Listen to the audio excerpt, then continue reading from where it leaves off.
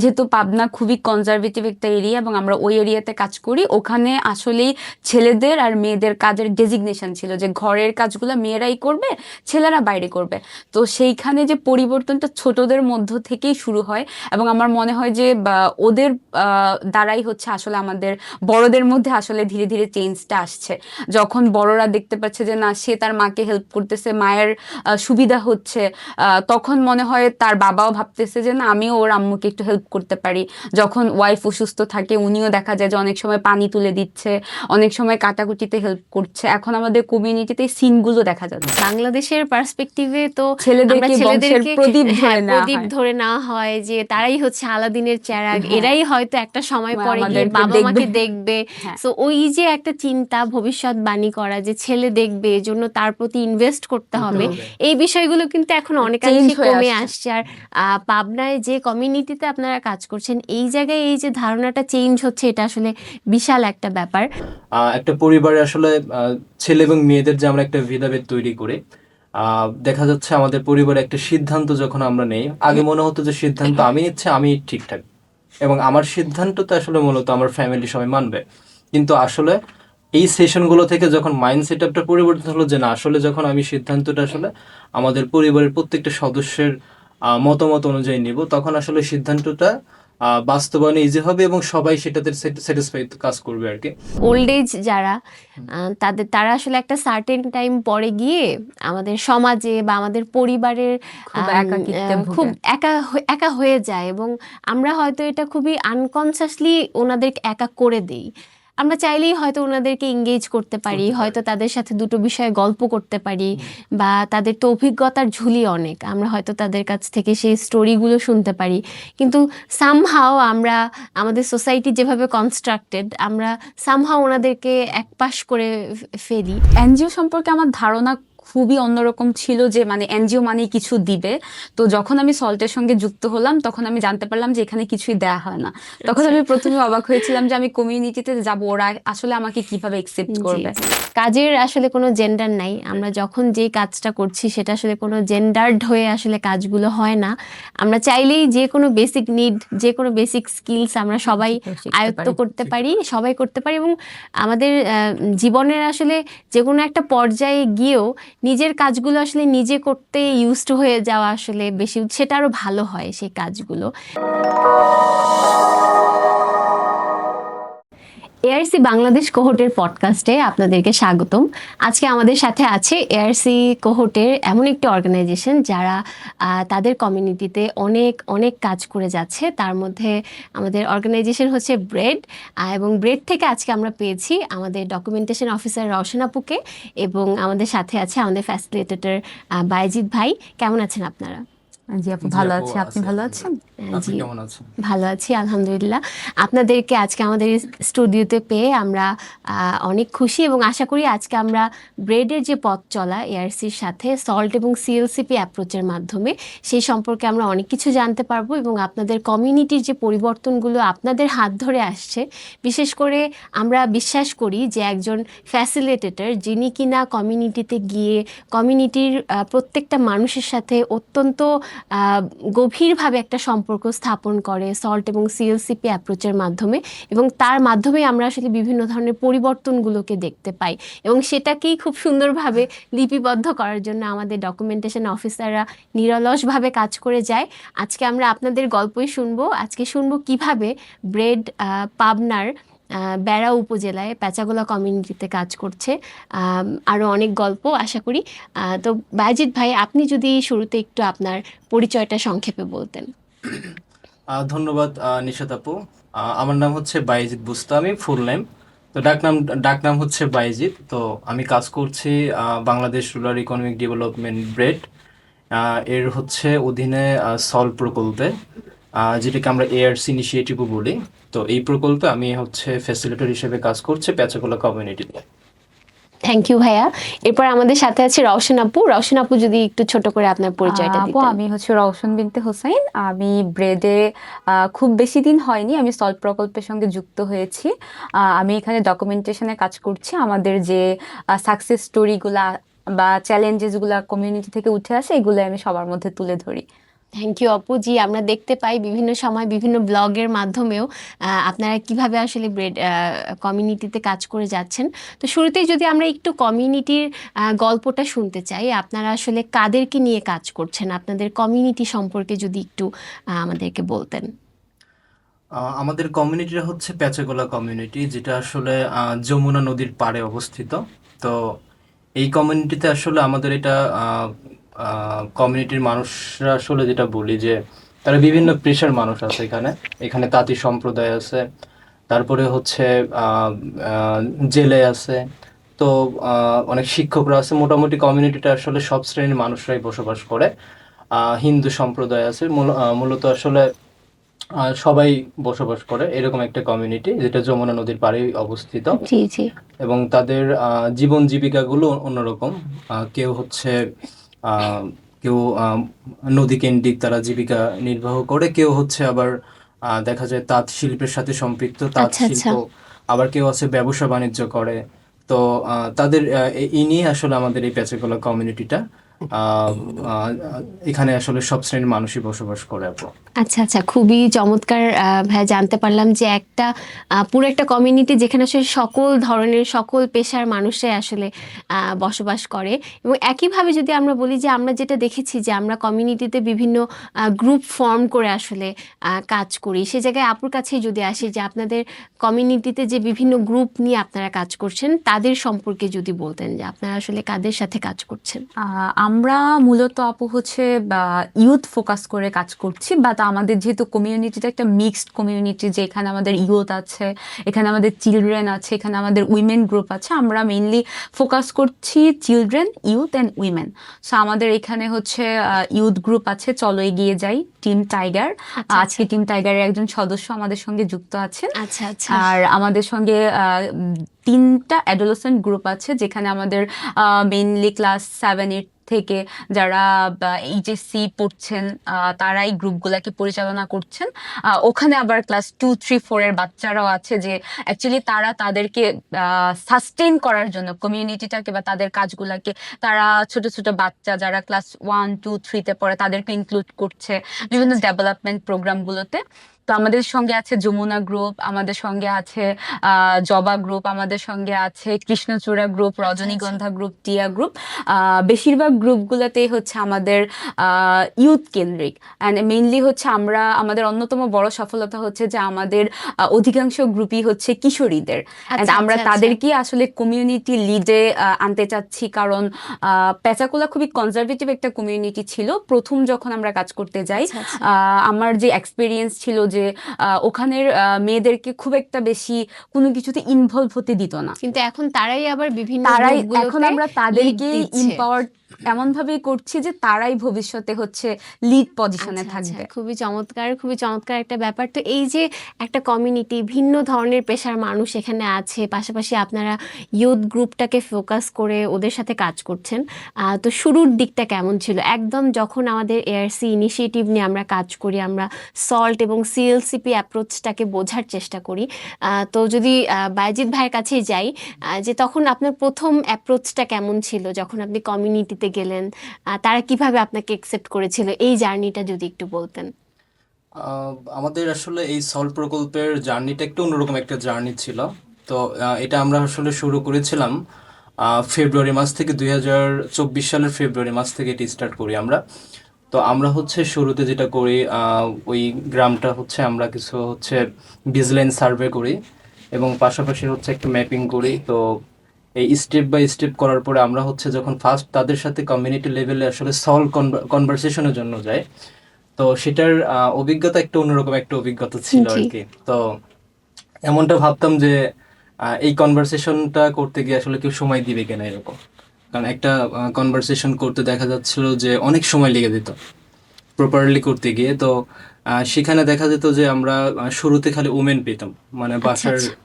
মহিলাদেরকে পেতাম, কিন্তু জি। দেখা যেত যে পুরুষদের আমরা সেভাবে পেতাম না, কারণ পুরুষরা যেহেতু বিভিন্ন কাজে তারা থাকে। তো সেই ক্ষেত্রে দেখা যেত আমরা শুধু মহিলাদেরকে পেতাম, এবং তাদের সাথে আমাদের সল কনভারসেশনটা বেশি, এবং শুরুর দিকে যেটা হয়েছে বেশি আমরা করে ফেলছি। তো শুরুতে যেটা হতো যে এই সল কনভারসেশন, তো যখন তাদের আসলে আমাদের যে সল কনভারসেশনের যে প্রসেসটাই আমরা তাদের সাথে কথা বলতাম, তো দেখা যেত যে আসলে তারা প্রপারলি বুঝতো না। তারা আচ্ছা হচ্ছে আচ্ছা।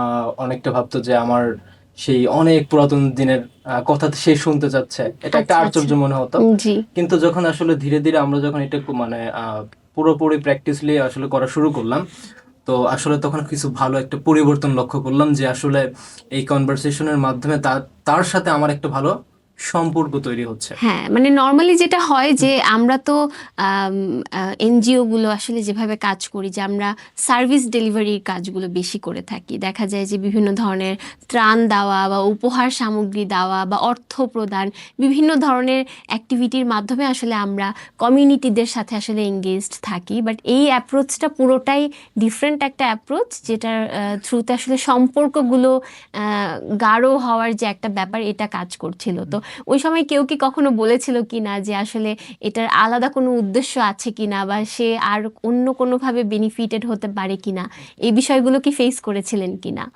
হ্যাঁ, যে এটা আমরা ফেস করেছি। তো আমরা যখন আসলে এই সল কনভারসেশন যখন মানে করতে যখন আমরা ফিল্ড লেভেলে কাজ শুরু করি, তখন আহ, এইরকম প্রশ্নবদ্ধ আমরা হয়েছিলাম। যেহেতু তারা গ্রামের মানুষ যেটা বোঝে, আসলে কমিউনিটি বোঝে যে একটা এনজিও মানে হয়তো কোনো ত্রাণ দিবে, তাদের তাদের হয়তো একটু বাড়তি সেবা দিবে, বাড়তি সুযোগ সুবিধাগুলো দিবে। তো সেই কোশ্চেনগুলোর সম্মুখীন আমরাও হই, আমরা ফেসিলেটররাও হই, আপনারা কি দিবেন, কিভাবে কি হবে। কারণ তাদের একটা চিরচাহিত থাকে যে কিছু একটা এনজিও মানে কিছু একটা আমাদের দিয়ে যাবে। কিন্তু সেই দিক থেকে আসলে আমরা শুরুতে বলি যে না, আসলে আমরা তেমনটা করবো না, বাট আমরা আপনাদের সাথে আছি, দেখা যাক সামনে কি হয় হয় এটা। জি তখন জি তারপরে এটা মাথায় রেখে আমরা আসলে কন্টিনিউয়াস এই সলভ কনভারসেশনটা আসলে করে গেছে। তো জি। এই করার মাঝে আমরা যেটা লক্ষ্য করছি যে আসলে অনেকেই আমাদের এই প্রশ্নটা করছে। আচ্ছা আর আচ্ছা। আমরা তাদেরকে বলতাম যে আসলে আমাদের এই প্রকল্পে আসলে একটা অন্যরকম একটা প্রকল্প এটা, যেটা আসলে আমরা টান দিব না, প্রয়োজনে আপনাদের একটু সময় নেব এবং আপনাদের গল্প শুনবো এবং আপনাদের স্ট্রেংথ গুলো জানবো। জানবো আর কি, হ্যাঁ। আপনাদের জি শক্তিগুলো জানবো জি এবং আপনার কাছ থেকে আমি শিখবো আর কি। তো তারা জি। শুরুতে একটু অবাক হতো, আমার কাছ থেকে সে কি শিখবে আর কি। এক্স্যাক্টলি, এই পয়েন্টে যদি একটু রওশন আপুর কাছে আসি, যে আপনি কমিউনিটিতে তো বিভিন্ন সময় সল্ট করেছেন অনেকের সাথে।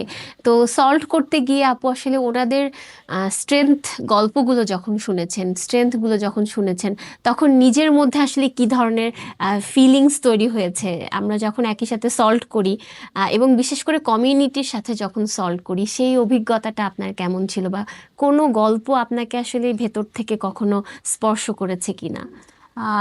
এনজিও সম্পর্কে আমার ধারণা খুবই অন্যরকম ছিল, যে মানে এনজিও মানেই কিছু দিবে। তো যখন আমি সল্টের সঙ্গে যুক্ত হলাম, তখন আমি জানতে পারলাম যে এখানে কিছুই দেয়া হয় না। তখন আচ্ছা। আমি প্রথমে অবাক হয়েছিলাম যে আমি কমিউনিটিতে যাব, ওরা আসলে আমাকে কিভাবে একসেপ্ট জি করবে। জি। তো তারপর যখন আমি যাই, আমি গিয়ে অনেকগুলা গল্প জানতে পারি, যে যেহেতু আমি ডকুমেন্টেশন নিয়ে বেশ কিছুদিন কাজ করার পর কমিউনিটি ভিজিট করি, তো আমি একজন দিদির বাড়িতে গিয়েছিলাম যারা হচ্ছে ফ্রি টেইলরিং করাতো। তখন আমার মনে হতো যে মানে ফ্রিতে টেইলরিং কেন করাচ্ছে, সে যদি কারো কাছ থেকে 500 টাকা করেও নিত, সে কিন্তু মাস শেষে 2-3 হাজার টাকা পেত। জি। বাট তখন আমার মনে হলো যে মানে আমরা মানুষ অন্যের জন্য বাঁচতে ভালোবাসে এবং এটা উচিত। তো সল কনভারসেশনের মাধ্যমে আমাদের কমিউনিটিতে তখন অনেকগুলো পরিবর্তন অলরেডি চলে আসছিল। তো আমি যেটা দেখলাম যে দিদি তার অভিজ্ঞতার কথা শেয়ার করছিল, যে সে যখন প্রথমবার শিখছিল, তার অনেক কষ্ট হয়েছিল এটা ম্যানেজ করে টাকা দিয়ে শিখতে। এখন তার মনে হচ্ছে যে মানে সে কারোর জন্য কিছু করতে চায়। এখন এটাই সে একটা হয়তো বা সফলতা। টাকা পয়সা দিয়ে কিছু করতে পারবে না, বাট সে তার লার্নিংটা আরেকজনকে দিতে পারবে। তো ট্রান্সফার ওই করছে। জিনিসটা আমাকে খুব ভালো লাগছিল, যে সে তার লার্নিংটা আরেকজনের সঙ্গে ট্রান্সফার করছে, তাকে হচ্ছে স্টেবল করছে এবং যেটাই তাকেও আসলে ইন্সপায়ার আমাদের করছে। যেটাই আসলে আমাদের সল্টের মূল সল্টের মূল শক্তি যেটাকে বলা হয়। শক্তি, যেটা বলা হয়। খুবই চমৎকার, খুব চমৎকার আসলে বিষয়গুলো। তো বাইজিদ ভাই, আমরা শুনছিলাম যে আসলে কিভাবে আপনি একদম শুরু থেকে কমিউনিটির সাথে একটা heart to heart connection create করেছেন, এবং সব থেকে বড় কথা হচ্ছে যে কমিউনিটির সাথেও আপনার এখন একটা আত্মিক সম্পর্ক তৈরি হয়েছে। এই যে দীর্ঘদিনের একটা পথ চলা, শুরুতে অনেক ধরনের চ্যালেঞ্জ, তাদেরকে বোঝানো যে আমরা আসলে কোন মোটিভেশন নিয়ে কাজ করতে এসেছি, তাদের সাথে গল্প করে তাদের স্ট্রেংথগুলোকে জানা, সেটাকে একজনের সাথে আরেকজনের ট্রান্সফার করা, এবং তার থ্রুতেই তো অনেক চেঞ্জেসগুলো এখন আমরা দেখতে পাচ্ছি। তো আমি এখন সেই চেঞ্জের গল্পগুলোই আপনার কাছে শুনতে চাই। আপনি নিশ্চয়ই আপনার কমিউনিটির যে এই যে অনেক পরিবর্তন পরিবর্তন এসছে সেটা নিয়ে অনেক গর্ববোধ করেন। আমরা সেই স্টোরিটা এখন আপনার কাছে শুনতে চাই চেঞ্জের। ধন্যবাদ নিশাতাপা। আসলে এই চেঞ্জের গল্পগুলো যখন আমি শেয়ার করি তখন আমি ওই সময় মুভমেন্টটা আমি ওই বিশেষ মুহূর্তটা যেন মধ্যে চলে যায় আর কি। তো আহ, আমাদের কমিউনিটিতে আসলে ইতিমধ্যে আপু বলেছে যে আমাদের আসলে অনেকগুলো মেয়েদের দল আছে এবং ছেলেদের দুইটা দল আছে। তো আমরা যদি একটা দলের কথা থেকে শুরু করতে চাই গল্পটা, সেটা হচ্ছে যে আমাদের কৃষ্ণচূড়া একটা টিম আছে, মেয়েদের টিম।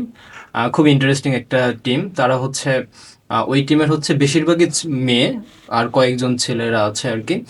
তো তাদের পরিবর্তনের গল্পটা এমনটা যে তারা হচ্ছে আসলে কখনো একসাথে কখনো তারা বুঝতো না, একসাথে তারা কখনো আসলে কোনো তাদের সমস্যা নিয়ে কথা বলতো না, কারণ তারা ভাবতো যে তাদের কমিউনিটি মানে কোনো সমস্যা হলে তার বড়রা হচ্ছে তারা মানে সলভ তাদের করবে। প্যারেন্টসরা, তাদের নানা দাদা বা তাদের কমিউনিটি যারা লিডাররা থাকবে তারা তো এটা সলভ করবে।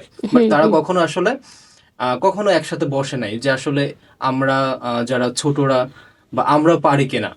তো তো যখন আমরা এর মাঝে তাদের এই চিন্তা ভাবনার মাঝে আসলে আমাদের এই সলভ প্রকল্পের কাজ যখন শুরু হয় তাদের সাথে, তো তাদের সাথে আমরা শুরুতে যখন একটা ড্রিম তৈরি করি, তো তাদের ড্রিমের মধ্যে একটা জিনিস তাদের খুব কমন পড়ে যায়, যেটা হচ্ছে আসলে তাদের আহ, একমাত্র যে রাস্তা, যেটা তাদের কমিউনিটির ওই এলাকার যে একটা রাস্তা আছে যেটা দিয়ে আসলে প্রত্যেক জীবনে শিশুরা, বয়স্করা এবং কিশোরীরা সবাই স্কুলে যাতায়াত করে।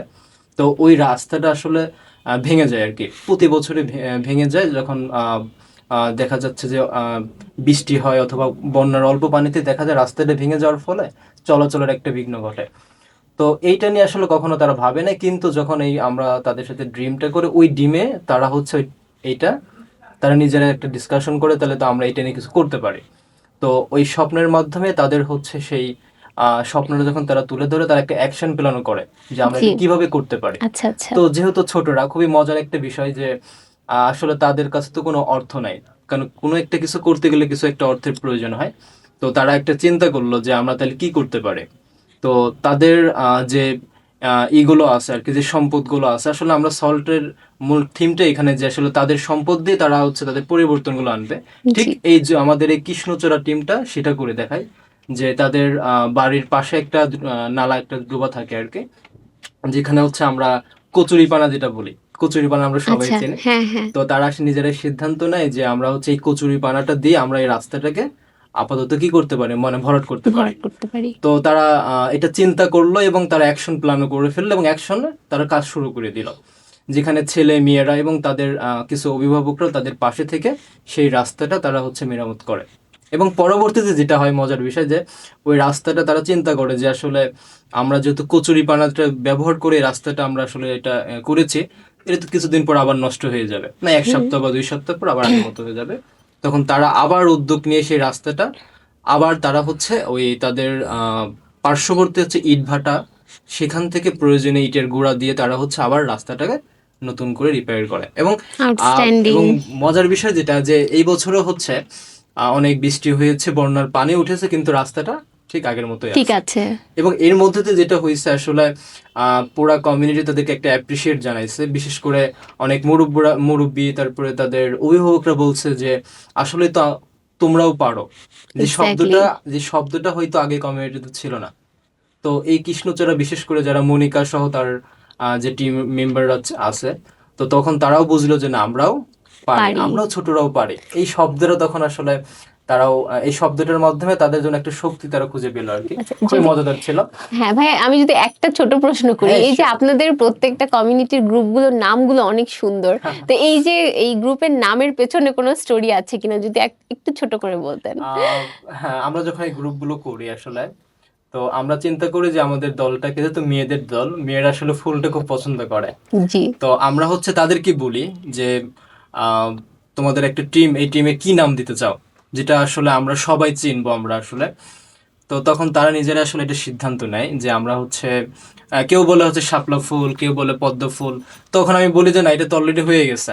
আচ্ছা তো আচ্ছা। তারা হচ্ছে অনেক চিন্তা ভাবনা করার ফলে তাহলে কি ফুল আমাদের জন্য আছে, তখন চিন্তা করে কৃষ্ণচূড়াটা বাদ আছে। তো তখন এই কৃষ্ণচূড়া, লাল ফুল, তাদের কনসেপ্ট যেটা শোভা ছড়ায়। শোভা ছড়া এবং দূর থেকে দেখা যায়। তো ওই ধারণা থেকে তারা সিদ্ধান্ত নেয় আমাদের এই টিমের নামটা হবে কৃষ্ণচূড়া। আচ্ছা, আমাদের কৃষ্ণচূড়াও ফুলের মতোই কৃষ্ণচূড়া টিম আসলে তাদের কাজ করছে শুধু রাস্তা একবারের জন্য না, সেই রাস্তাকে সাস্টেইনেবল করার জন্য তারা যে নিজ উদ্যোগে গিয়ে ইটের গুঁড়ো নিয়ে এসে সেই রাস্তাটাকে মেরামত করা থেকে শুরু করে শক্তভাবে একটা রাস্তা তৈরি করেছে। এটার জন্য কৃষ্ণচূড়া টিমকে অসংখ্য অসংখ্য ধন্যবাদ। আরও যদি হচ্ছে অন্যান্য টিমের পরিবর্তনের গল্পগুলো আমরা শুনতে পারি। যে এছাড়া হচ্ছে আমাদের আরেকটা টিম, সেটা হচ্ছে ওই নামটাও সুন্দর, জবা টিম। আচ্ছা আচ্ছা। তো ওই টিমে হচ্ছে আসলে টিমটার খুবই একটা, ওরা খুব ভালো একটা উদ্যোগ নেয়, যেটা হচ্ছে আমি কাজ করতে যে নিজেও আমি একটু অবাক হয়েছি যে ওই টিমটা আসলে তারা তাদের চিন্তা ভাবনাগুলো আসলে বয়স্কদের নিয়ে চিন্তা ভাবনা করে তারা। তো তারা যেটা করে, তারা হচ্ছে বয়স্ক যারা হচ্ছে মহিলারা আছে, তো তাদের নিয়ে লতা নামের ওই টিমের যে মেইন যে লতা, একটা মেয়ে উদ্যোগ নেয় যে আমি হচ্ছে মুরব্বীদের মানে বয়স্ক মহিলা যারা আছে, সব বয়সের হতে পারে, ইভেন তার পরিবারেও হতে পারে, কারণ তার আচ্ছা আচ্ছা। পরিবারটা এরকম যে আসলে ওই পরিবারে সে ছাড়া অন্যরা কেউ পড়াশোনা জানে না। জি। তো সে যেহেতু এখন এখন অনার্স শেষ করেছে আর কি, তো সে চিন্তা করে যে আমার পরিবারকে আমি একটু তাদেরকে একটু শিখাবো, জাস্ট বেসিক নলেজ, হাতের লেখা বা সে যেন নামটা লিখতে পারে বা সে হিসাবটা করতে পারে। তো সেই ধারণা থেকে সে ফ্যামিলির মধ্যেই এটা শুরু করে। আর এটা আসলে অবশ্যই আমাদের সল্টের অ্যাপ্রোচের মাধ্যমে সে তার শক্তিটাকে আসলে বুঝতে পারে, এটা আমি করতে পারি। তো তখন সে চিন্তা করে এবং সে শুরু করে ফ্যামিলি দিয়ে। তো পরবর্তীতে সে দেখতে পায় যে আসলে তার কমিউনিটির যে আদার্স যারা আছে, তো এরকম অনেকে আগ্রহী আছে যারা হচ্ছে একটু সুযোগের অপেক্ষা, যে সুযোগ পাইলে তারা হচ্ছে এই করবে, এই লেখালেখির এটা তারা স্টার্ট করবে। জি। তো তখন হচ্ছে যখন তারা জানতে পারে যে এই টিমের একটা টিম এখানে একটা গঠন হয়েছে, এবং এই টিমে হচ্ছে যারা বয়স্করা সবাই একসাথে বসে একটা দেয়ালটা হচ্ছে তারা হচ্ছে হার্ডবোর্ড বানাইছে আর কি, ওই দেয়ালে তারা প্র্যাকটিস করায়। তো মানে কি মাটির দেয়ালকে? মাটির দেয়াল না, তাদের সিমেন্টের দেয়াল ছিল সিমেন্টের দেয়ালকে। তাদের আচ্ছা বারান্দার একটা আচ্ছা দেয়ালে তারা এটা আচ্ছা করছে। আচ্ছা। ওটাকে ওরা ব্ল্যাকবোর্ড হিসাবে ইউজ করতো এবং করছে আর কি। চক ইউজ করে ওখানে অ আ ক খ লেখাটা ওনারা ওখানেই শেখে। এখন তাই? ওনারা খাতা কলমে লেখার কলমে প্র্যাকটিস করে। করছে। মানে শুরুটা হয়েছিল ছিল একটা দেয়াল দেয়াল দিয়ে। দেয়াল দিয়ে, রাইট। আচ্ছা আচ্ছা। তো ওইখানে আসলে শুরুটা এরকম হয়। তো ওর কিছুদিন পরে এর রেজাল্ট আমি নিজেও দেখতে পারি, যে আমরা যেটা জানতে পারি এবং ফলো আপে গিয়ে, যে ওইখানে যে রিবার রানী দাস একটা মহিলা আছে, যিনি হচ্ছে আসলে আমরা কি বলে এটাকে বড়া বলি, উনি ওইগুলো বিক্রি করে আর কি, উনি নিজে হাতে বানায়, উনি ওইটা বিক্রি করে বিভিন্ন জায়গায় করে। তো উনি ওইটা বিক্রি করার আগে বিক্রি করতো, কিন্তু আসলে উনি প্রপারলি হিসাব জানতো না, যে তো ওনার দেখা কত যেত টাকা বিক্রি হচ্ছে বিক্রি প্রতিদিন। হচ্ছে এটা সেই হিসেব রাখতে পারতো না, আচ্ছা বা আচ্ছা। তাকে সবাই ঠকাতো। জি। এবং পাশাপাশি আরেকজন ছিল, উনি হচ্ছে নামটা ভুলে গেলাম। তো উনি ওই আন্টির যেটা ছিল, যে উনি আমাদের গ্রামে তো প্রচুর এনজিওর কিস্তি বলি আমরা, তো সেই জি। টাকা সে অনেক সময় তুলতে যেত। অনেক সময় দেখা যেত সে টিপসই টিপসই দিয়ে আসতো, কোথায় দিচ্ছে কি কারণে দিচ্ছে সে তো এটা আসলে জানতো না। তো দেখা যেত সে এক পর্যায়ে খালি ঠকে আসতো আর কি। কিন্তু আসলে যখন এই এই জবা টিমের যখন এই উদ্যোগের মাধ্যমে তখন তারা এটা হাতের লেখা শেখা শুরু করলো, এবং 1 2 3ও তারা মানে শেখার যখন শিখে ফেললো, তখন তারা হচ্ছে অনায়াসে তারা হিসাবটা সুন্দর করে রাখতে শুরু করলো, এবং আচ্ছা কনফিডেন্স সাথে বলতে শুরু করলো আমি এটা পারি, আমাকে এবার আচ্ছা। ঠকাতে পারবে না। এখন আমি টিপসই দিই না, আমি আমার স্বাক্ষরটাই দিই। নাম সই করতে খুব পারে ইন্টারেস্টিং এখন ছিল ওনারা। এটা। তারা এখন আসলে স্বাক্ষরগুলো দিচ্ছে, এবং পাশাপাশি তারা এখন আসলে আপু যেটা বললো, এখন তারা খাতায় লিখতে পারে। হুম। বিশাল একটা চেঞ্জ, তারা আগে বোর্ডে শেখানো হতো, বাট এখন তারা খাতায় লিখতে পারে। এটা একটা আমাদের আমাদের জবা টিমের একটা পরিবর্তন, এবং পাশাপাশি আরেকটা পরিবর্তন যদি আমি সংক্ষিপ্তভাবে বলি, এই টিম আরেকটা কাজ করে যে আসলে ওই কমিউনিটির অনেক বয়স্করা থাকে, যাদের আসলে সন্তানরা দেশের বাইরে বা ঢাকা বা বিভিন্ন কর্মস্থানে থাকে, কিন্তু তাদের আসলে প্রপারলি দেখার কেউ থাকে না। তো ওই টিমটা একটা উদ্যোগ নেয়, আমরা তাদেরকে দেখব, তাদেরকে সময় দিব, তাদের কথা শুনবো, তারা আসলে কি চায়। তো সেই দিক থেকে তারা আসলে ওইসব বাসায় তারা ভিজিট করে, সেই আন্টিদের একটু সময় দেয়, সময় পেলে তাদের চুল বেঁধে দেয়, একটু গল্প করে ট্রাই করে। তো তারা হচ্ছে এইভাবেও দেখা যাচ্ছে মুরব্বীদের পাশে এখন আছে, এবং এইভাবে তারা কাজ করে যাচ্ছে আর কি। বাহ, খুব চমৎকার। মানে আমি একটু ইমোশনালি হয়ে গেছি যে আসলে দেখা যায় যে ওল্ড এজ যারা তারা আসলে একটা সার্টেন টাইম পরে গিয়ে আমাদের সমাজে বা আমাদের পরিবারের খুব একাকিত্বে খুব ভোগে। একা হয়ে যায়, এবং আমরা হয়তো এটা খুবই আনকনসিয়াসলি ওনাদের একা করে দেই। আমরা চাইলেই হয়তো ওনাদেরকে এঙ্গেজ করতে পারি, হয়তো তাদের সাথে দুটো বিষয়ে গল্প করতে পারি, বা তাদের তো অভিজ্ঞতার ঝুলি অনেক, আমরা হয়তো তাদের কাছ থেকে সেই স্টোরিগুলো শুনতে পারি। কিন্তু সামহাও আমরা আমাদের সোসাইটি যেভাবে কনস্ট্রাক্টেড, আমরা সামহাও ওনাদেরকে একপাশ করে ফেলি, এবং সেই জায়গা থেকে এই মানে এত কমিউনিটির ভেতরে গিয়ে যে আসলে সে চিন্তা করেছে যে আমার এই মানুষগুলোকে নিয়ে চিন্তা করা উচিত, কিছু করা উচিত, তারা তো খুব বেশি কিছু চায় না, তারা শুধু একটা কোম্পানি চায় যে তার পাশে সে একটু বসবে, তার সাথে একটু কথা বলবে, হয়তো তার একটু চুল বেঁধে দিবে। এই যে এতটুকু সময় দেওয়ার যে মন মানসিকতাটা তাদের মধ্যে তৈরি হয়েছে, এবং তারা যে বিষয়টা চিন্তা করছে এবং পরিবর্তনটা এসছে, এটা আসলেই মানে খুবই হার্ট টাচিং একটা চেঞ্জ আমি বলবো। পাশাপাশি হচ্ছে যে গল্পটা বলছিলেন যে যারা আসলে হিসাব ভুল করতো বা হয়তো টিপসই দিত, এবং টিপসইয়ের গল্প তো আসলে অনেকভাবে আমরা শুনেছি যে প্রতারণার বিভিন্ন ধরনের উপায় হিসেবেও আসলে ব্যবহার হতো। এখন সেই টিপসই থেকে যে তারা শুধু সিগনেচার করছে, শুধু তাই না, তারা তাদের নিজেদের ব্যবসা বাণিজ্য হিসাব করছে যেন কেউ তাদেরকে ঠকাতে পারে না, এবং যে কনফিডেন্সটা ক্রিয়েট হয়েছে এই জবা টিমের মাধ্যমে, আউটস্ট্যান্ডিং একটা পরিবর্তন আই মাস্ট সে। আপু, আপনার কাছে যদি আসি, আপনিও তো অনেক কিছু ডকুমেন্ট করেন, চেঞ্জের গল্পগুলো আপনি লিখেন, তো এই সময় গিয়ে এমন কোনো চেঞ্জের গল্প যদি আপনি আমাদের সাথে শেয়ার করেন যেটা আপনাকেও অনেক হার্ট টাচ করেছে, এই টাইপের কোনো স্টোরি। আপু, আমার পড়াশোনার ব্যাকগ্রাউন্ড হচ্ছে environmental science and disaster management. তো আমি যখন ব্রেডে জয়েন করি তখন আমি জানতে পারি যে ওরা রিভার অ্যান্ড কমিউনিটি নিয়ে কাজ করে, অ্যান্ড এটা প্রবাবলি ভালনারেবল একটা কমিউনিটি। তো আমার প্রথমেই ধারণা ছিল যে এখানে আমি আমার কোনো কাজের স্কোপ খুঁজে পাবো যেখানে কি করা যায়। তো আমি যখন প্রথমে কমিউনিটি ভিজিট করি, আমার প্রথম পরিচয় হয় যমুনা দলের সঙ্গে, এবং আমি তাদের একটা উদ্যোগের কথা জানতে পারি যে ওরা জলাবদ্ধতা নিরসন করে। যেটা হয় যে যেহেতু তাদের বাড়ির পাশেই যমুনা নদী, বর্ষাকালে অলমোস্ট সবার বাসায় পানি ওঠে। প্রথমে তারা কি করত, তারা আমার সাথে যেটা শেয়ার করে যে সেচ মেশিন ভাড়া করত। তো সেটার জন্য তাদেরকে অনেক কাঠকয়লা পোড়াতে হয়, যেহেতু সবার বাড়ি বাড়ি গিয়ে রিকোয়েস্ট করতে হয় টাকার জন্য, 100 টাকা 200 টাকা যে মেশিন ভাড়া করতে হবে। এরপর তারা হচ্ছে সল সেশনের মাধ্যমে তারা উদ্যোগ গ্রহণ করে পার্মানেন্ট সলিউশন করার, এবং আমি জানতে পারি যে তারা 10,000 টাকার মতো খরচ করে তাদের প্রত্যেকের বাড়িতে পাইপ লাগায় এবং সেটা যমুনা নদীর সাথে কানেক্ট করে, যাতে বর্ষার পানিটা আসলে নদীতে পড়ে যায়। জি। তো ওটা আমাকে ভাবিয়েছে যে মানে আমরা তো যারা একাডেমিক পড়াশোনা করি, আমরা ওরকম ডিপলি চিন্তা করি না যে একটা জিনিসের কিভাবে খুব সহজে সমাধান করা যায়। আমরা যখন জলাবদ্ধতা নিয়ে কাজ করি তখন আমাদের মনে হয় যে আমাদের ওখানে যাওয়া উচিত, সার্ভে করা উচিত, বাট ওরা মানে একদল তরুণ তরুণী একদম অল্প সময়ে এত সুন্দর করে জলাবদ্ধতা নিরসন করে ফেলেছে, তা আমাকে খুবই উৎসাহ দেয়। এবং আমি আসলে ডিজাস্টার নিয়ে খুব প্র্যাকটিক্যাল একটা নলেজ পাই এখান থেকে, যে সম্মিলিত উদ্যোগে ওরা কিভাবে একটা মানে জাস্ট নিজেদের উদ্যোগে একদল মানুষ কিভাবে এত সুন্দর জলাবদ্ধতা, তারপরে ডেঙ্গু, এই সমস্যাগুলো অনেক সুন্দর করে সমাধান করে। যাক, খুবই চমৎকার। মানে পুরো ব্রেডের যে কমিউনিটিদেরকে নিয়ে যারা কাজ করছে, মানে প্রত্যেকের গল্পগুলি আসলে খুবই অনুপ্রেরণামূলক। পাশাপাশি আমরা এখন নতুন একটা বিষয় যেটা দেখছি, যে আমরা এখন ম্যাসকিউলিনিটি স্টাডি করছি। আমাদের আসলে জেন্ডার বেসড ভায়োলেন্সটা এত বেশি বেড়ে গিয়েছে, এবং প্রত্যেকটা পরিবার থেকেই তো এর উৎস, এবং সেই জায়গা থেকে আমাদের একই সাথে নারী এবং পুরুষ দুজনকেই আসলে এই বিষয়গুলো নিয়ে সচেতন হতে হবে। এবং সেই জায়গা থেকে আমাদের এআরসি ইনিশিয়েটিভের এখন নতুন যে আমাদের প্র্যাকটিসটা শুরু হয়েছে, সেটা হচ্ছে ম্যাসকিউলিনিটির যে সেশনগুলো, বিশেষ করে আমাদের যে মেল ফ্যাসিলিটেটর যারা আছেন তাদেরকে দিয়ে শুরু হয়েছে। তো সেই জায়গাতেই যদি এখন একটু আসি, যে বাইজিদ ভাই, যখন আপনারা প্রথম ম্যাসকিউলিনিটি সেশনগুলো স্টার্ট করলেন, তখন আপনাদের চিন্তাটা কি ছিল, বা এটার পেছনের চিন্তাটা কি ছিল, এবং সেশনগুলো যখন পর্যায়ক্রমে পরিচালনা করা হলো, আপনারা বিভিন্ন সেশনে যুক্ত হয়েছেন গত 1 বছরের বেশি সময় ধরে, আপনার ভেতরে কোন পরিবর্তনগুলো আসলে এসছে, এই বিষয়গুলো যদি একটু বলতেন। আসলে মাস্কুলিনিটির সেশনগুলো আসলে একটা অন্যরকম একটা সেশন ছিল।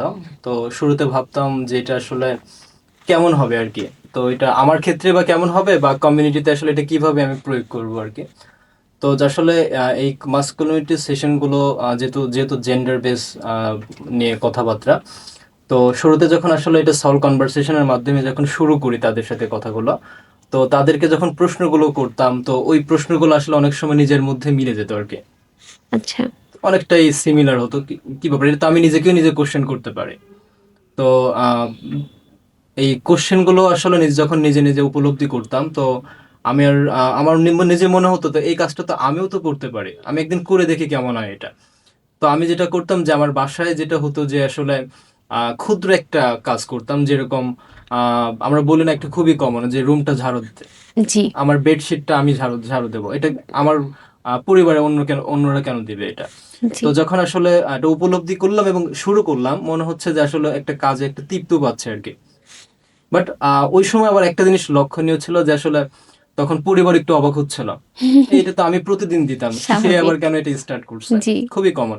বাট কাজগুলো কিন্তু আমাদের, জি একটা পরিবারের কাজগুলো আসলে তো কোনো ভাগাভাগি হয় না, বাট আমরা আমাদের মাইন্ড সেট আপটা ওইরকম ছিল যে না, এটা তো আসলে বাসার লোক সবাই করবে, এটা এটা বাসার লোক মেয়েরাই, বলতে আপনার বাসার যে নারী নারী সদস্যরা সদস্য আছে তারাই করবে। তারা করবে, এটা তাদের কাজ Exactly. হিসেবে রেকগনাইজড ছিল ছিল। একটা সময়।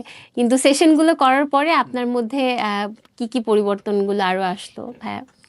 সব থেকে পরিবর্তন যেটা হবে যে আসলে পরিবর্তন যদি বলে, আমার মাইন্ড সেট আপটা পরিবর্তন হয়েছে। যে আসলে শুধু ওভারঅল কাজটা না, এবং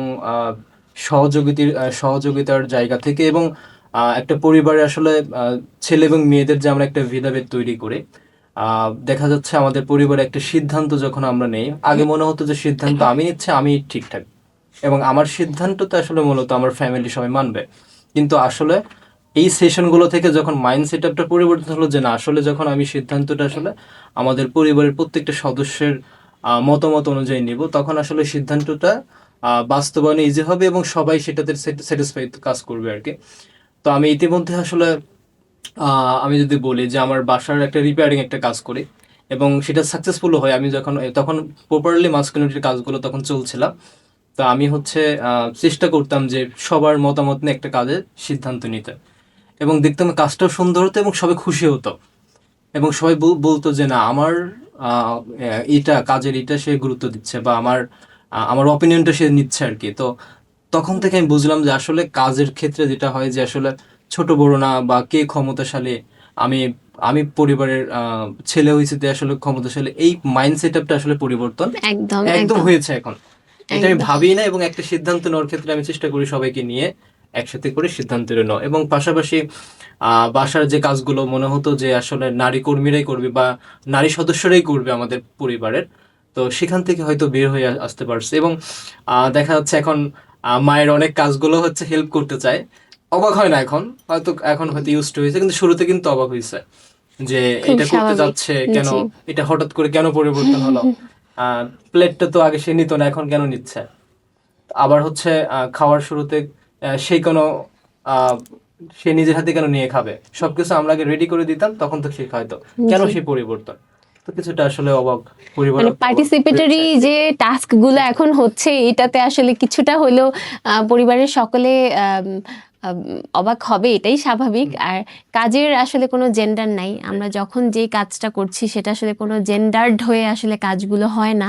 আমরা চাইলেই যে কোনো বেসিক নিড, যে কোনো বেসিক স্কিলস আমরা সবাই শিখতে আয়ত্ত পারি। করতে পারি, সবাই করতে পারি। এবং আমাদের জীবনের আসলে যে কোনো একটা পর্যায়ে গিয়েও নিজের কাজগুলো আসলে নিজে করতে ইউজড হয়ে যাওয়া আসলে বেশি, সেটা আরো ভালো হয় সেই কাজগুলো। খুবই চমৎকার। তো এখন যদি একটু কমিউনিটির কাছে আসি, আপু আপনি যখন হচ্ছে দেখলেন যে আম, বায়েজিদ ভাইরা ম্যাসকুলিনিটি সেশনগুলো করছে এবং প্রত্যেকেই ছোট ছোট ফিডব্যাকসগুলো আসছে, তো ওই ফিডব্যাকসগুলো নিয়ে যদি একটু শেয়ার করতেন যে কমিউনিটির ফিডব্যাকগুলো কেমন ছিল শুরুর দিকে? প্রথম দিকে তো কমিউনিটির পরিবর্তন তেমন আসেনি। জি প্রথম দিকে বা ভাইয়াদেরকে জিজ্ঞেস করতাম যে কমিউনিটিতে গিয়েছেন কি বিষয়, তো এত একটা পজিটিভ কিছু পেতাম না। তো প্রথম সফলতা আসা শুরু করে আমার মনে হয় ছোটদের মধ্য থেকে। আমার মনে হয় যে বাচ্চারা অনেক তাড়াতাড়ি শিখে। তো ভাইয়া একদিন একটা গল্প শেয়ার করলো যে একটা পিচ্ছি ছেলে, ওর আম্মু অসুস্থ, তো ওর আম্মুর জামা কাপড়গুলো ও নেড়ে দিচ্ছে। এটা আসলে আমাকে অনেক বেশি অবাক করে দেওয়ার মতো ছিল, যেহেতু যেহেতু পাবনা খুবই কনজারভেটিভ একটা এরিয়া এবং আমরা ওই এরিয়াতে কাজ করি, ওখানে আসলেই ছেলেদের আর মেয়েদের কাজের ডেজিগনেশন ছিল যে ঘরের কাজগুলো মেয়েরাই করবে, ছেলেরা বাইরে করবে। তো সেইখানে যে পরিবর্তনটা ছোটদের মধ্য থেকেই শুরু হয় এবং আমার মনে হয় যে ওদের দ্বারাই হচ্ছে আসলে আমাদের বড়দের মধ্যে আসলে ধীরে ধীরে চেঞ্জটা আসছে। যখন বড়রা দেখতে পাচ্ছে যে না, সে তার মাকে হেল্প করতেছে, মায়ের সুবিধা হচ্ছে, তখন মনে হয় তার বাবাও ভাবতেছে যে না, আমিও ওর আম্মুকে একটু হেল্প করতে পারি। যখন ওয়াইফ অসুস্থ থাকে, উনিও দেখা যায় যে অনেক সময় পানি তুলে দিচ্ছে, অনেক সময় কাটাকুটিতে হেল্প করছে। এখন আমাদের কমিউনিটিতে সিনগুলো দেখা যাচ্ছে। আচ্ছা আচ্ছা, মানে এগুলো এখন মোটামুটি সব আরেকটা ভিজিবল। খুব মজার ব্যাপার হচ্ছে যে আমরা সবসময় ছেলে বাবু হলে আমাদের কমিউনিটিতে আগে মিষ্টি বিতরণ করা হতো, এখন মেয়ে বাবু হলেও মিষ্টি বিতরণ করা হয়। এটাও খুব মজার বিষয় আমাদের জন্য যে ভাইয়া যখন বলে যে ওনার তো মেয়ে হয়েছে, উনি খুব খুশির সঙ্গে আমাদেরকে মিষ্টি খাইয়েছে। এটা অনেক বেশি সফলতার গল্প, কারণ আমাদের কমিউনিটিতে আগে মেয়ে বাবু হলে ওভাবে মিষ্টি বিতরণ করার কথা চিন্তাও করা যেত না, বাট এটা এখন চেঞ্জ হচ্ছে। আচ্ছা আচ্ছা, হ্যাঁ, কারণ আমাদের বাংলাদেশের পার্সপেক্টিভে তো আমরা ছেলেদেরকে বংশের ছেলেদেরকে প্রদীপ ধরে নেওয়া প্রদীপ হয়। ধরে নেওয়া হয় যে তারাই হচ্ছে আলাদিনের চেরাগ, হ্যাঁ। এরাই হয়তো একটা সময় পরে গিয়ে আমাদেরকে বাবা মাকে দেখবে। দেখবে। হ্যাঁ। সো ওই যে একটা চিন্তা, ভবিষ্যৎবাণী করা যে ছেলে দেখবে, এজন্য তার প্রতি ইনভেস্ট করতে হবে, এই বিষয়গুলো কিন্তু এখন অনেকাংশে চেঞ্জ হয়ে কমে আসছে। আসছে। আর পাবনায় যে কমিউনিটিতে আপনারা কাজ করছেন, এই জায়গায় এই যে ধারণাটা চেঞ্জ হচ্ছে, এটা আসলে বিশাল একটা ব্যাপার। তো বাইজিদ ভাই, আপনি যখন এই যে বিভিন্ন ধরনের শিশুদের সাথে, তারপরে অ্যাডোলেসেন্টদের সাথে এবং অ্যাডাল্ট যারা আছে সবার সাথে ম্যাসকুলিনিটি নিয়ে কাজ করা শুরু করলেন, তো ওই যে পরিবারের বাবাদের বা যারা একটু বড় হয়ে গেছে, আপু বলল যে আমরা মূল পরিবর্তনটা আসলে দেখতে পাই শিশুদের থেকে আর কি শুরু হয়। তো পরবর্তীতে আপনি যখন কাজ করতে করতে ফাদার্স গ্রুপ যারা আর কি বাবাদের সাথে কথা বললেন, বা অ্যাডাল্ট যারা হয়েছে, অ্যাডোলেসেন্ট যারা আছে তাদের সাথে কাজ করলেন, তো তাদের আসলে ফিডব্যাকসগুলো কেমন ছিল বা তাদের চেঞ্জেসগুলো কেমন ছিল এখন? আসলে চেঞ্জের আগে যে কথাটা বলা প্রয়োজন সেটা হচ্ছে যে আমরা যখন আসলে বড়দের সাথে এই মাস কনভারসেশন গুলো করি, জি, এটা আসলে আমাদের সলভ কনভারসেশনের মতো একটা কনভারসেশন করতাম, তার সাথে আমরা কিছু প্রশ্ন অ্যাড করে আসলে আমরা এই মাস কনভারসেশন গুলো করতাম। তো আসলে আমরা যদি সরাসরি তাদের প্রশ্ন করতাম এটা আসলে জেন্ডার নিয়ে, তারা আসলে ভুল বুঝতো, কারণ গ্রামের মানুষ অনেক কিছুই আসলে তাদের মাইন্ড সেট আপ গুলো ওইরকম হয়ে থাকে। তো আমরা আসলে তাদেরকে ওইটা বুঝতে দিতাম না যে আসলে তাকে ধীরে ধীরে কোন দিকে আমরা আসলে মুডটা নিবে এটা। তো আহ, আমার মনে পড়ে যে আমাদের হচ্ছে কমিউনিটির বাসার ভাই ছিল আর কি, জি, সে বড় ছিল। তো তার সাথে যখন আমি সলভ কনভারসেশনটা করছিলাম মাস কমিউনিটি নিয়ে কথাবার্তা যখন বললাম, তো আহ, এক পর্যায়ে কথার মাঝে সে তার পরিবারকে নিয়ে জাস্ট মানে বলছিল যে তার পরিবারের তার ওয়াইফই সবকিছু করে। সে স্বামী হিসেবে যেটা করে যে বাসায় এসে সে চায় যে সব রেডিমেড চায়, কিন্তু কখন আসলে মন থেকে আবার সে এটা চাইতো যে আসলে সেও তার ওয়াইফকে একটু হেল্প করুক, কিন্তু আসলে সেটা কমিউনিটির বাস্তবতা সে এটা কখনো প্রকাশ করতো না। তার একটা ভালো একটা উল্লেখযোগ্য একটা পরিবর্তন আমরা দেখতে পাই। তো তার পরিবর্তনটা সে চাইতো মন থেকে যে পরিবার বা পরিবারের জন্য কিছু করবে, কিন্তু আসলে পাড়া প্রতিবেশীর জন্য সে কিছু বলতে পারতো না। কিন্তু এই কনভারসেশনের মাধ্যমে যখন সে উপলব্ধি করে আসলে ছেলেরাও ঘরের কাজ করবে, এটা কমন, ছেলেরা তার ওয়াইফকে হেল্প করবে, এটাও একদম স্বাভাবিক, তখন সেটা ঠান্ডা মাথায় একদম ভেবে চিনতে পরবর্তী একটা সেশনে গিয়ে দেখে সে অলরেডি প্র্যাকটিস করে ফেলছে। সে মাইন্ডসেটটা পরিবর্তন করছে। সে আগে যখন বাজার থেকে আসতো, আসার পরে দুপুরের যখন লাঞ্চ করতে আসতো, সে ভাবতো যে আমার সব খাবার রেডি থাকবে, কিন্তু এখন সে কি করে চেষ্টা করে আরো আধা ঘন্টা বা 1 ঘন্টা আগে আসার, একসাথে রেডি করার জন্য। একসাথে রেডি করার। বা আসলে মাঝে মধ্যে তার ওয়াইফ অসুস্থ থাকতে পারে, তো ওই সময়টা সে যেন একটু ব্যাকআপ দিতে পারে। তো এই যে তার একটা সুন্দর একটা মাইন্ডসেট পরিবর্তন, আসলে এটা মাস্কুলিনিটির বিশাল একটা অবদান, যেটা তাতে হয়তো করে আগে কিন্তু ছিল আরো না। সম্পর্কগুলো আরো গাঢ় গাঢ় হয়। হ্যাঁ, যে আমি যখন আমার পার্টনারকে হেল্প করছি, তখন আরো সম্পর্কগুলো গাঢ় হয়। এবং আরেকটা বিষয় হচ্ছে যে এটা ঠিক যে শুধুমাত্র আমাদের এই এই সোসাইটির যে জেন্ডার করে দেওয়া, সবাই স্টিগমাটাইজড করে দেওয়া, এই ট্যাবুগুলো কিন্তু শুধুমাত্র ছেলেদের থেকে আসে না বা পুরুষ মেয়েদের থেকে থেকেও আসে না। এই পিতৃতান্ত্রিক মনস্তাত্ত্বিক ধারণাটা আমাদের সকলের মধ্যে বিরাজ করে। এবং ইভেন আমরাও একদম ছোটবেলা থেকে এভাবেই তৈরি হয়েছি যে যতটাই আমরা এখন চেষ্টা করি এই জিনিসগুলো থেকে প্র্যাকটিস করে সরে আসার জন্য, তবু আমাদের প্রত্যেকের মনে দেখা যায় যে মেয়েরাই মেয়েদের জন্য বাধা হয়ে দাঁড়ায় টু সাম এক্সটেন্ট। সো এই জায়গাটা অবশ্যই আপনারা কাজ করছেন, আপনাদেরকে শুভকামনা। আমরা আরও অনেক পরিবর্তন দেখতে পাবো আশা করি। পরিবর্তন হচ্ছে খুবই ধীর গতির একটা ব্যাপার, মনস্তাত্ত্বিক ব্যাপার, খুব ধীরে পরিবর্তনগুলো আসে, কিন্তু যতগুলো ধাপ আমরা দেখতে পাচ্ছি তাতে আমরা আশাবাদী যে আসলে একটা সময় গিয়ে তারা খুব সুশৃঙ্খলভাবে আসলে তাদের জীবন যাপন করতে পারবে। আশা করি আপনাদের কমিউনিটি অনেক দূর এগিয়ে যাবে, এবং ব্রেডকেও অনেক ধন্যবাদ এত সুন্দরভাবে নিজেদের পরিবর্তনের গল্পটা আমাদের সামনে উপস্থাপন করার জন্য। দেখা হবে অন্য কোনো পডকাস্টে। আপনারা ভালো থাকবেন।